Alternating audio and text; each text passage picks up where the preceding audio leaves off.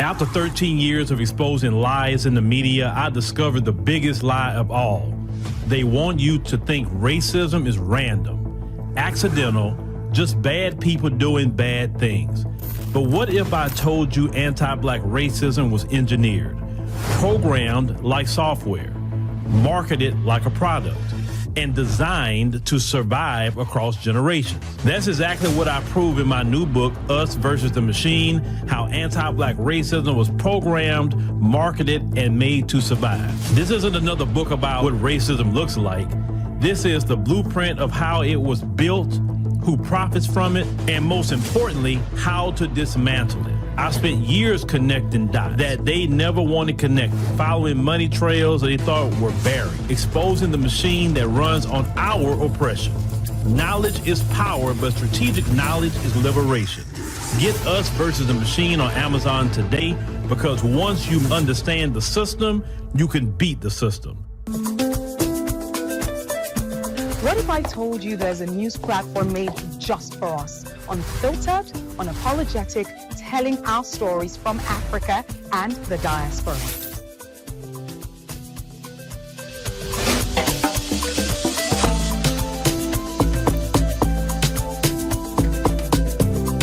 The African Diaspora News Channel app keeps you informed and empowered from wherever you are at any time. Don't just watch, join the movement. Download the app now and stay connected to the news that matters.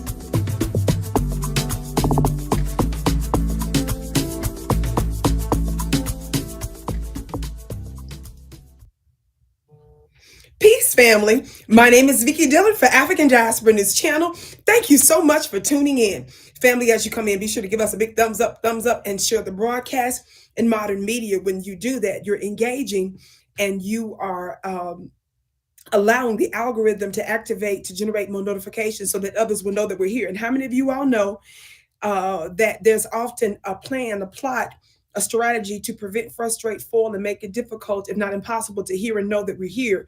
So we have to be very deliberate and intentional about making sure that our message and the people that support us are being supported and that we are getting the word out. Yes.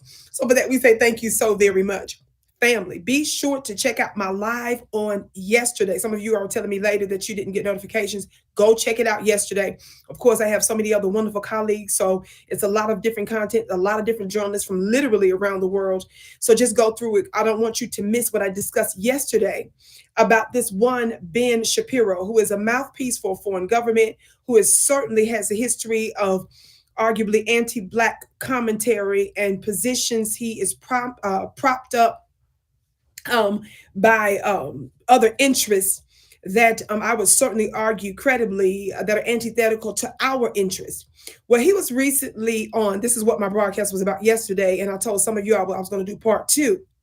I won't replay the video today, okay? So just go back and watch yesterday's video so that you have the proper context and basis for what I'm getting ready to say right now. I wanted to add something to that, among other things, and that is, he made some outrageous claims when he went on the Breakfast Club and was talking to Charlamagne the God. Now, of course, Charlamagne the God is absolutely does not have the mental bandwidth to have conducted that conversation with him in any effective way to defend reparations and to call out Ben Shapiro. But the little tiny little bit of something along the lines, bit of little dust that he threw out there, put out there, was about the fact that Ben Shapiro was justifying those billions and billions and billions of dollars that we send to Israel. And Ben was saying in that video yesterday, well, we don't really need that money. And so the only good thing, in my opinion, that Charlamagne said was, hey, the Black community could use that money, so give us that money since you say y'all don't really need that money. Now, I have discussed this in times past. I won't go through great details.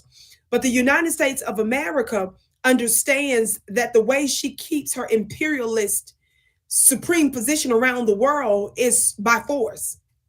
So the reason why the only thing that we really are good at importing and exporting is war and bloodshed is because that's what you have to have when you don't have nothing else to offer the world. You have to be the world's bully and policeman. And primarily the United States does this on behalf of very large American corporations, which are really considered to be transnational entities. So your military folks are really there on behalf of these very rich and powerful companies in the name of the United States. That's where a lot of the disproportionate stuff happens. Now, that's a whole nother story I won't get into right now. This is the reason why I often invite you to come to my private webinars. I have one coming up this upcoming Monday, September 15th. So make sure that you go to my website at VickiPlanet.com. That's VICKI Planet.com, so that you can find out the latest on my breakdown about what I believe to be Trump plans, Netanyahu plans for civil war right here in the United States of America. Again, go to VickiPlanet.com for that information. But I'm going to leave that alone for now. So this is a conversation that Ben Shapiro was having with Charlemagne the God.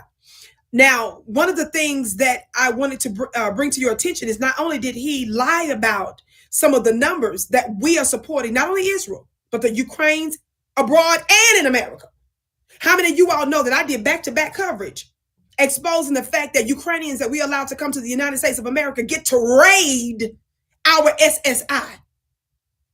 I told you all that after seeing my coverage on some of this, some of you all came forward and anonymously told me that you work for these agencies, these government agencies, and y'all told me that you were made to prioritize some of them over us. Now, some of y'all know some of us are dealing with disabilities. Some of us are dealing with family, friends, and loved ones that are elderly. And how many of y'all know it takes some months and Sundays? I'm from the South. That's a Southern phrase. So if you proper and all that, just get with the Victionary. The Victionary is my book of words. The Victionary, not the dictionary, the Victionary.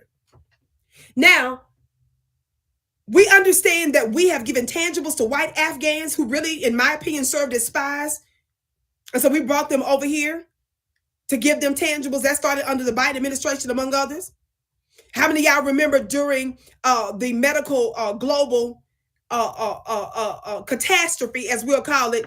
How many of you all know that the Asian Pacific Island community in the United States, AAPI, they got a law aimed at them that was almost unanimously passed by both Republicans and Democrats. It was only maybe one or two less Republicans. That's how overwhelming the support for the Asian community is amongst both sides, to pass a hate law on their behalf, because they claimed they was experiencing more racism during that time. They tried to make black people the face of them being attacked. And how many of y'all know we debunked those lies later? Well, I told you all, if you followed me, not only in this platform, but on the other platforms that I've been on over the years, I exposed early on that they were using that situation so that they could transfer money into the Asian communities, because of those forced lockdowns, their businesses were disproportionately affected. And guess who are some of their disproportionate customers? Us. So if the government is forcing us to stay home and not patronize certain businesses that affects them, and if the Asian community, which typically has lower numbers of voting than we do, are complaining, they went to their legislators, complained. So their Democrat and Republican Congress people helped to give them a strategy. They said, this is what we're going to do. We're going to get y'all some money, but we got to make it seem like it's coming from the grassroots, and you all got to lift your voice. So that's why we saw all at the same time, out of nowhere, Costco, practically, Dollar General, talk back to me somebody, the gas station. You saw Stop Asian Hate, and all at the same time. You know that when you see that kind of stuff, that's planned. Now, we ended up finding out later, after the census came out and some other documentation, that some of those numbers were inflated. They had to actually adjust some of the numbers of the Asian community folks that claimed that they were being negatively affected. They had to adjust it. So statistically, those numbers didn't really change in terms of the attacks on them, except for about a small number. And that black folks in the United States still remain the top group of anti-racist hate. Now, once they got their hate crime bill passed for them, while black folks are still waiting for our crime bill, under your Democrats, they didn't need new legislation. They diverted several $1 million that was already existing in several agencies in the government, and they directed it just to the Asian community. When was the last time y'all heard anything about some Stop Asian Hate? I put y'all on game as soon as they started it. And of course, I was right.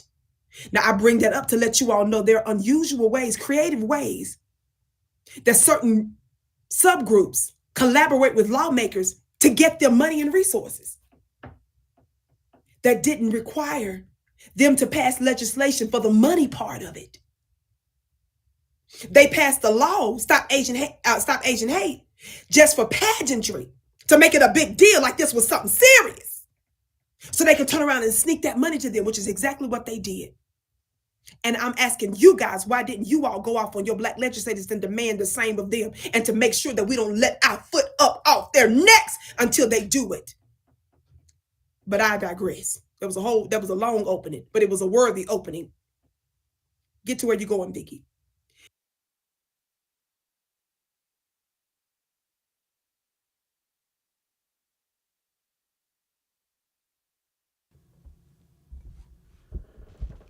Sorry, ladies and gentlemen. Excuse me. Sorry, ladies and gentlemen. There's a technical difficulty. Sister Vicky will be back here in a minute, but while we're waiting for her to get back here, I hope everyone is doing well.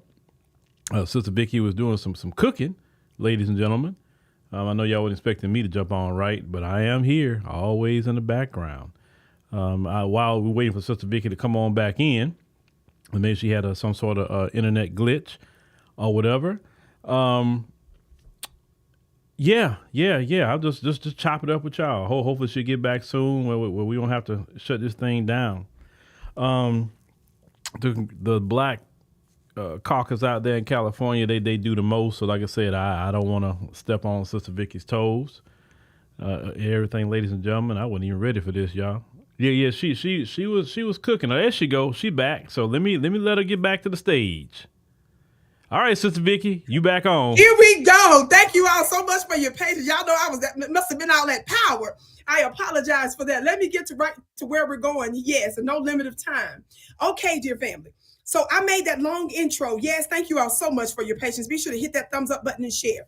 So I wanted to give you just a brief, short part 2 from yesterday when I was discussing Ben Shapiro dictating the limits of reparations yesterday with Charlamagne the God on the Breakfast Club. What I wanted to add to yesterday's broadcast before I give you this other California reparations breaking news, I wanted to add to that is this. This is what I wanted to add. Ben Shapiro was on there lying, family, about the numbers that we give to these other foreign governments. That's why I was talking about just now the money we gave to the AAPI community in recent years, money that we gave to the Ukrainians, money we gave to the Afghans. I keep going on and on because we keep doing this for everybody but Black Americans, right? Well, what I wanted to add to yesterday's broadcast, so make sure you check out my live from yesterday, family, is that one journalist by the name of Glenn Greenwald, he was the one that worked to uncover some of the wrongdoing related to the WikiLeaks release. He was the journalist that was really prominent behind that.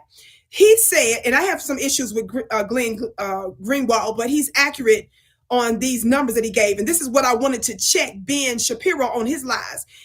So apparently Glenn Greenwald saw Ben Shapiro on the Breakfast Club too. And he wanted to correct all those lies he made to justify why we shouldn't be getting reparations quickly and a full package of reparations, because Ben Shapiro was saying how he would be open to a conversation about reparations and only stuff that related to recent things that happened, like since Jim Crow. Well, Glenn Greenwald said in a tweet on X, he said so many false Ben Shapiro claims just in this short clip. This is receipts I want to give y'all in part, even from other white journalists. He said, Glenn Greenwald calling out Ben Shapiro lying on the Breakfast Club about reparations and money that we're giving to other foreign governments. He said this: in 2024, the U.S. gave Israel $18 billion in aid, not $3 billion. Are y'all listening? Somebody say check. Somebody put a gavel in the chat. Number 2, $3.8 billion is the annual minimum. I already told y'all that. In the U.S. is the minimum the U.S. sends under the 2016 Obama Netanyahu deal. Now, if you go look at yesterday's broadcast, you will see that we highlighted the a memorandum from Obama from 2016 straight from the White House website. That's what we showed you yesterday. So he's confirming what I said yesterday, but I was going on through greater details than what he's saying here, but anyway, this is confirmation that the 3.8 billion is the annual minimum the U.S. sends under the 2016 Obama Netanyahu deal. 3, he says much, but not all, must be spent by the U.S. arms dealers. That means U.S. taxpayers give Israel a Raytheon gift certificate, he says. That goes back to a point I was making earlier before I was cut off about how a lot of the stuff that's happening in these foreign governments have to do with U.S. companies that our taxpayer dollars is going to support. Number 4, he says that the Holocaust reparations amounted to tens of billions of dollars, not $50,000 per family. If you want to understand what I'm talking about, watch yesterday's broadcast, because you will see that's another lie that's being told. Number 5, Glenn Greenwald, again, this is a journalist, a well-known journalist, says these lies that Ben Shapiro told Charlemagne the other day. Number 5, he says the NSA docs we reported showed how Israel is the leading surveillance threat, he says, against the U.S. So these are all things that this white journalist is saying related to lies that Ben Shapiro told Charlemagne yesterday. That's the part 2 that I just wanted to throw that extra out there. I got to get ready to go here in about 10 minutes. So let me get to where I'm going with this next breaking news. Can the team please put up this link that just came out recently from California? Y'all ready for this? It's been made official. I'm giving commentary on it now because one of the lead Black organizers there, and I'm going to give you the details of what he said here in just a minute. He gave some commentary on the tricks of this legislation. But I want you all to see the headline that's dated from just a few days ago. Breaking news. Governor Newsom signs California Legislative Black Caucus priority bills, including a formal bipartisan apology for the state's role in slavery. Can y'all see this? This is some of the breaking news that I want to give you, but wait, let me break down the technology of it all. Everybody be sure to hit that thumbs up button, share. Can y'all see it? Again, the headline. What did I say? It says, excuse me, Governor Newsom signs California Legislative Black Caucus priority bills, including a formal bipartisan apology. Let me just give you a little bit of what it says here. It says, joined by members of the California Legislative Black Caucus, known as the CLBC, Governor Gavin Newsom signs a series of bills to address the legacy of racial discrimination in the state and advance a host of issues important to Black Californians. As requested by AB 3089 Jones and Sawyer, which passed the legislature with bipartisan and unanimous support, the governor also signed an accompanying formal apology for California's historical role in the perpetuation of slavery and its ending legacy. Y'all see them pictures where they just smiling hard, cheesing hard. This is a dentistry ad with all those teeth showing. How many of y'all know all this is nothing but theater? We're getting ready to break through it. And I'm just going to read you one of the top Black reparations organizers. I'm going to tell you what he just said about this. But let me let you know, because I got to show y'all how they trying to pretend like this is really something. The article goes on and says what? The signing event, and it is just an event. That's all this is. It's a movie premiere trailer, in my opinion. The signing event marks a significant milestone in California's ongoing efforts to promote healing and advance justice. Child, I don't want no healing. The money that I'm owed, that heals. A lot of stuff, it heals. Money heals me, baby. The legislation includes critical measures that tackle a wide range of issues affecting Black Californians, from criminal justice reforms to civil rights and education. They say a whole lot of stuff here. Family, because my time is getting ready to be up, I want to just go through this real quick because I want to get to the main parts of what the Black organizers on the ground breaking down the details of these lies in here. It says that this article says the overview of key bills addressing food and medical deserts, strengthening protections against discrimination, combating maternal health disparities, increasing access to literature in prison, formally apologizing for slavery, addressing employment discrimination, preschool access, and college and career financial aid. How many of y'all know that a lot of that stuff that I just read lets you know right there that they ain't really talking about real hard, strong, and overwhelming tangibles? Vicky? What did Chris of CJEC say? The one that's been down there calling out Congress folks left and right that knows a lot better than even they do. What did he say? Family, listen to me now. This is not in the article, so listen to me. I went straight to our brother's page, and you can follow them on Instagram and other social media platforms with just look for CJEC. Yes? Guess what our brother said here? It's also under CJEC official. Breaking news. This week, the California legislature approved the SB 437 and SB 518, two bills that threaten to derail the fight for real reparations in California. By the way, family, we just posted one of my commentaries on that the other day here. So some of the notifications didn't go out, but go look for that. That was just released on this channel, African Diaspora News, a couple of days ago. So look for that, because you'll get the details of those bills in that broadcast that we just released. Y'all listening? He says, despite the tireless efforts of community and reparations advocates, lawmakers advanced these measures over the objections of those most impacted. Do y'all see how the mainstream news is trying to pretend like this is a real level up for reparations? What happened, brother? He said, to be clear, y'all listen, these bills divert,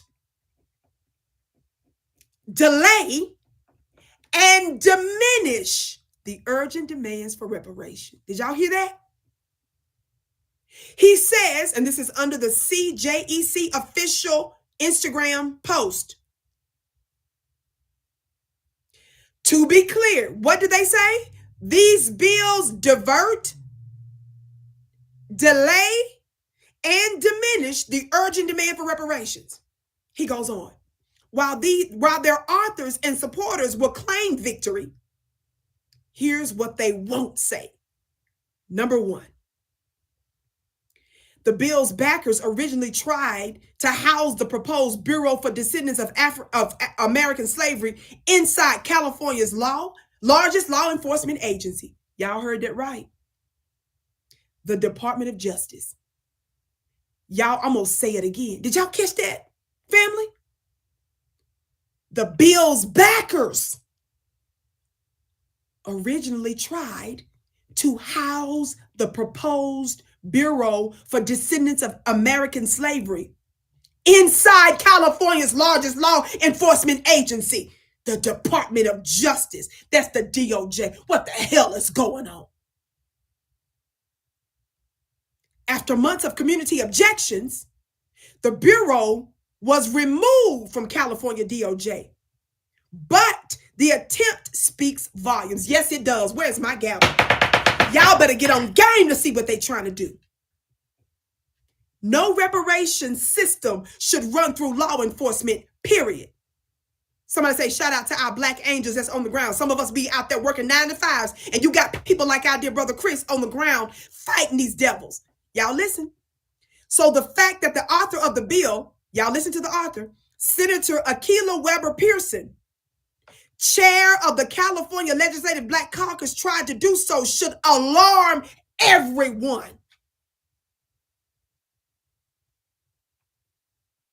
2, despite being named the Bureau of Descendants of American Slavery, SB 518 explicitly expands the Bureau's services beyond descendants of people enslaved in the U.S. Did y'all catch that?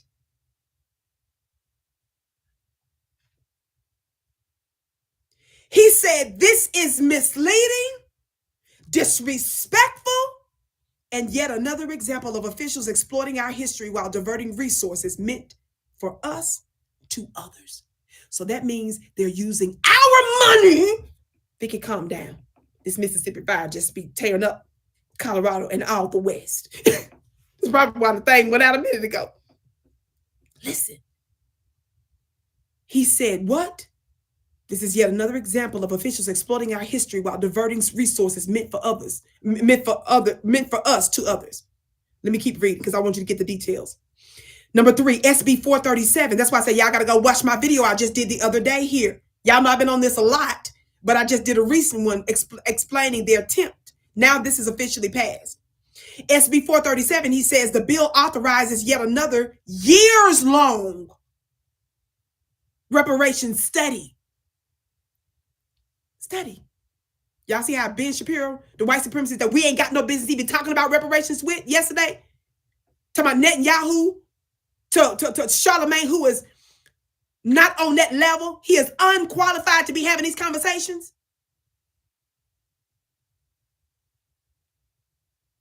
Ben Shapiro, yes, in the broadcast I showed you yesterday, he said he want to talk about it.